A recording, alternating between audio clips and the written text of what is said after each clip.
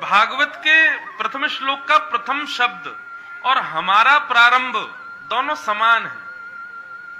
हमारा प्रारंभ भी जन्म से होता है और भागवत का प्रथम श्लोक का प्रथम शब्द भी जन्म है। जन्माद्यस्य यतोऽन्वयादितरतस्। हम सबका प्रादुर्भाव भी जन्म से ही हुआ है, हम सब ने भी जन्म लिया है। भागवत का प्रथम प्रारंभ भी जन्म से ही है। तो पहली चीज तो मैच हो गई। फिर हमने कहा अंतिम चीज मैच होती है कि नहीं। हमारा अंत किसमें है? मृत्यु। लेकिन भागवत के 18वें 1000वें श्लोक के अंतिम शब्द क्या है? भागवत का पहला शब्द जन्म, हमारा भी जन्म, और हमारा अंत मृत्यु। भागवत का अंत नाम संकीर्तनम यस्य सर्व पाप प्रणाशनो प्रणामो दुख समनः तम नमामि हरिम परम। हरिम परम मतलब हम लोग सोचते हैं कि हमारा अंत मृत्यु है, लेकिन भागवत कहती है मृत्यु अंत नहीं है। मृत्यु शरीर का अंत हो सकता है, पर हमारे संसार में आने के उद्देश्य का अंत क्या है? हमारी क्रियाओं का, कर्म का, हमारे सब व्यवहारों का, ये पूरे जो चक्र हम लोग चला रहे हैं पूरे संसार में जीने का, इसकी इति कहां है? इसका अंत क्या है?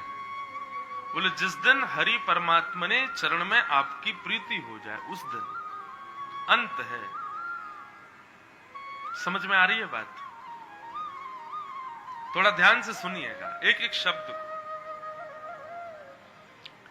भक्त चरित्र भी आएंगे बीच में, लेकिन बंधुओं ये ज्ञान बहुत जरूरी है, इसलिए ज्ञान के विषय को आप थोड़ा ध्यान पूर्वक सुनिएगा।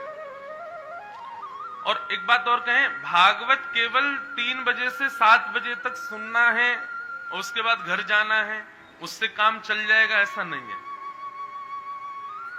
तत्श्रृण्वन प्रपठन विचारण परो। आपको जो भी यहां सुनेंगे उसका मनन करना पड़ेगा, विचार करना पड़ेगा कि हमने क्या सुना।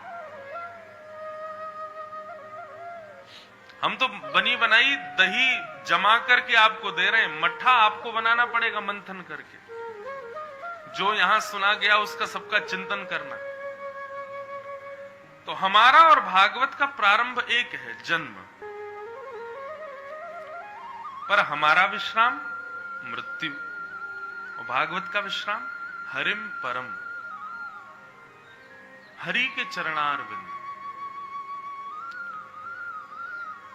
जिस दिन हृदय में ऐसी भावना आ जाए बस श्री राधा रमन लाल के चरण, इसके अतिरिक्त और कोई हमारी इच्छा नहीं है। अभी इच्छा क्या? घर बने, व्यापार बढ़िया चले, धन बहुत कमाए, बच्चे अच्छे स्कूल में पढ़े, अच्छे कॉलेज में बच्चों का एडमिशन हो, उनका अच्छा ब्याह हो। ये सारी इच्छाएं जब तक जन्म ले रही है ना, तब तक जीवन चलता ही रहेगा। लेकिन जिस दिन केवल एक इच्छा रह जाए कि केवल राधा रमण, केवल राधा वल्लभ, अब इसके अतिरिक्त और कोई हमारी इच्छा नहीं है। जो होना होगा होगा, पर हमें बस यही चाहिए कि श्री राधा माधव स्वीकार करें। जिस दिन ये अंतिम इच्छा आ जाएगी ना हृदय में, वास्तव में आप उसी दिन को अपना अंतिम समय मानिए। बस अब संसार में केवल तब तक जीना है जब तक राधा रमन लाल मिल नहीं जाए। बाकी संसार के व्यवहार धर्मों की तो उसी दिन इति है, उसी दिन विश्राम है। इसका एक प्रमाण दें, बहुत ध्यान से सुनना। हमारे वृंदावन में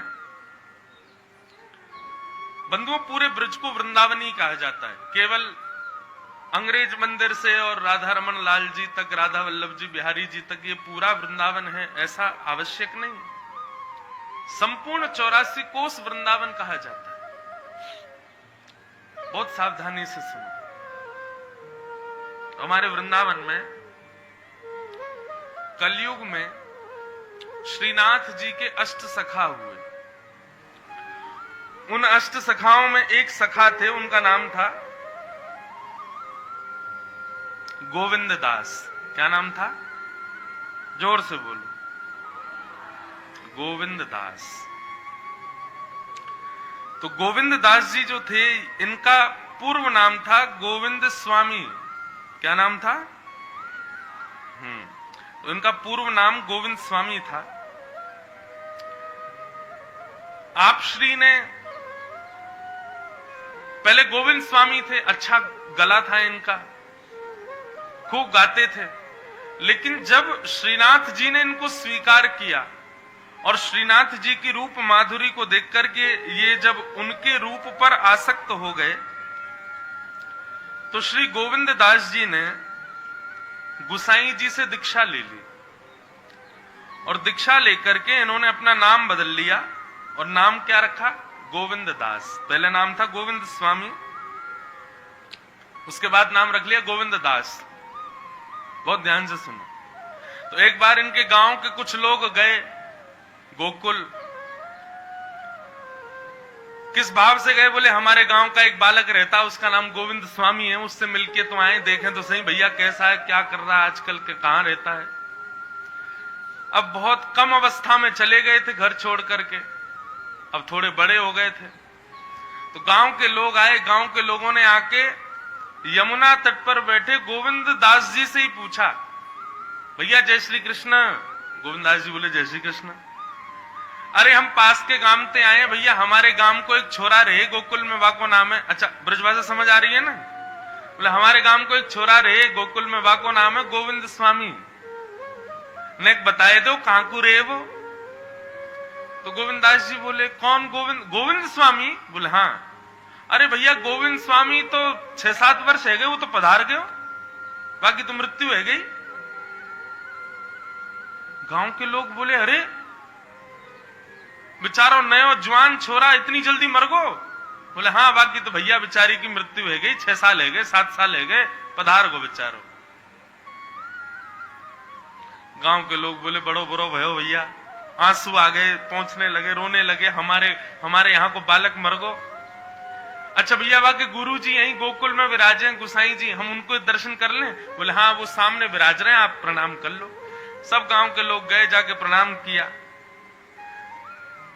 गुसाई जी बोले कहां से आए? बोले हम पास के गांव से आए, हमारे यहाँ को एक बालक आपको कृपा पात्र बनो, वाको नाम गोविंद स्वामी। गुसाई जी बोले हाँ हाँ हाँ गोविंद स्वामी। बोले बहुत बुरा लगो सुन के, 6-7 वर्ष पहले बेचारो पधार गो, बाकी मृत्यु है गई।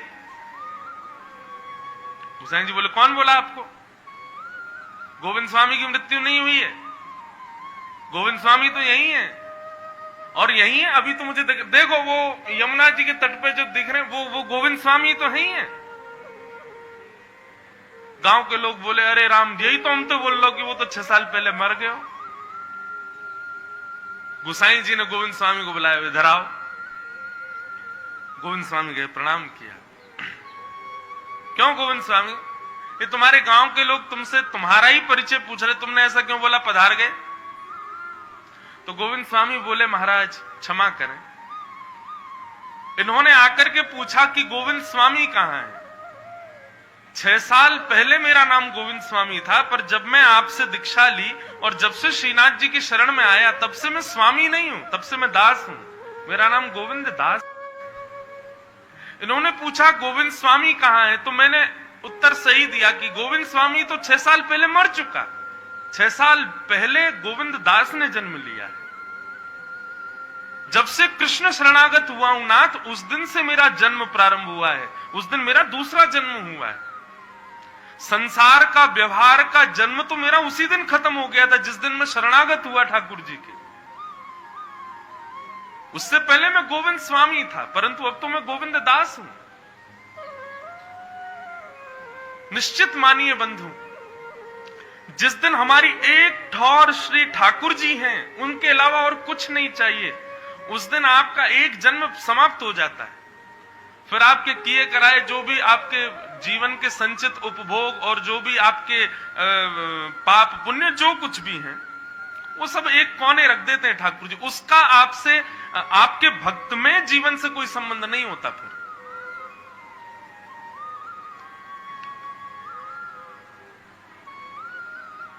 हमारा एक प्रकार से द्वितीय जन्म होता है जब हम ठाकुर जी के शरणागत हो जाते हैं। गोविंद दास ने एक पद गाया, बहुत सुंदर पद है। बोले ठाकुर जी को प्राप्त करने के लिए कौन सा गुण होना चाहिए हमारे अंदर?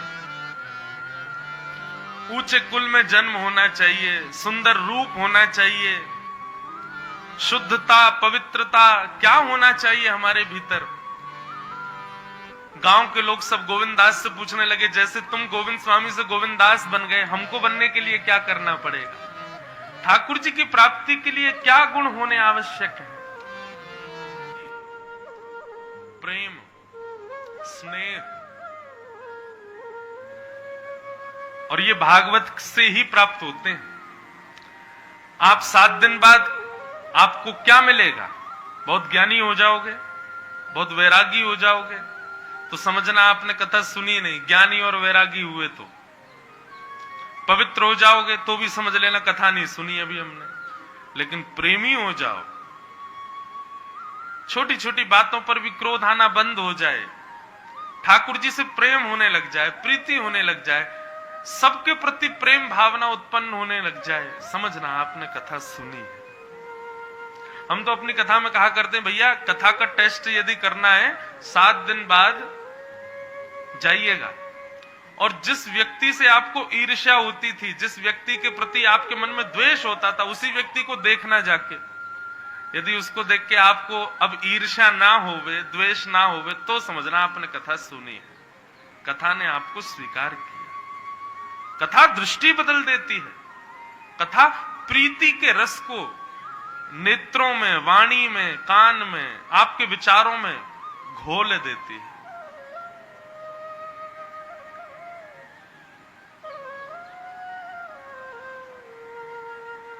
तो श्रीमद् भागवत का विश्राम है हरिम परम, और हमारा भी विश्राम वही होना चाहिए, हरिम परम, हरि चरणार विंदों में।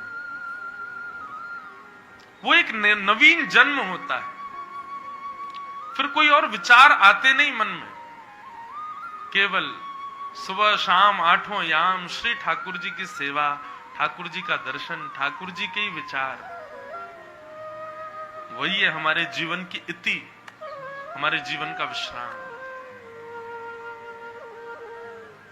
सांसारिक लोग कैसे होते हैं? बस घर बन जाए हिसार में, फिर तो हमें कोई चिंता ही नहीं, घर बन गया, अब बस बेटा का ब्याह हो जाए, बहू आ जाए, फिर तो कोई चिंता ही नहीं, फिर तो खूब भजन करेंगे, ब्याह हो गया, अब नाती और हो जाए, फिर तो कुछ है ही नहीं जीवन, फिर तो बस नाती हो गया तो फिर चले ही जाएंगे, नाती हो गया, अब एक बार अम्मा बाबा कहे कि बोल दे, बस इसकी बोली सुन ले हम, ले बोल लिया, अब स्कूल जाने लग जाए महाराज जी, फिर तो बस कुछ चाहिए ही नहीं, अपने पैरों पर खड़ा हो जाए, फिर अब महाराज जी बस इसका ब्याह और हो जाए, बस ले है गयो जीवन पूरा खत्म। ठाकुर जी का कब स्मरण किया? संसार के विचारों में तो कभी इति होती नहीं, स्टॉप लगेगा ही नहीं। लेकिन वास्तव में जिस दिन आप श्री राधा माधव प्रेम युक्त हो गए ना, उस दिन आपकी कोई इच्छा ही नहीं रहेगी, फिर कोई अभिलाषा ही नहीं रहेगी। विश्राम, परम शांत हो जाएगा। ये जो कुतूहल मन बार बार कहता ये हो जाए, ये और हो जाए, ये और हो जाए, ऐसा और हो जाए, बस बस वो समाप्त हो जाएगा, फिर कुछ नहीं, फिर तो बस एक ही इच्छा है, श्री राधा माधव मिल जाए, बस और कुछ नहीं चाहिए। आखिरी आश यही जीवन की पूर्ण करना प्यारे, एक ही आशा। तो भागवत का प्रारंभ होता है बंधुओं जन्म से, और विश्राम हरिम परम, परम हरि के चरणारविंदों में।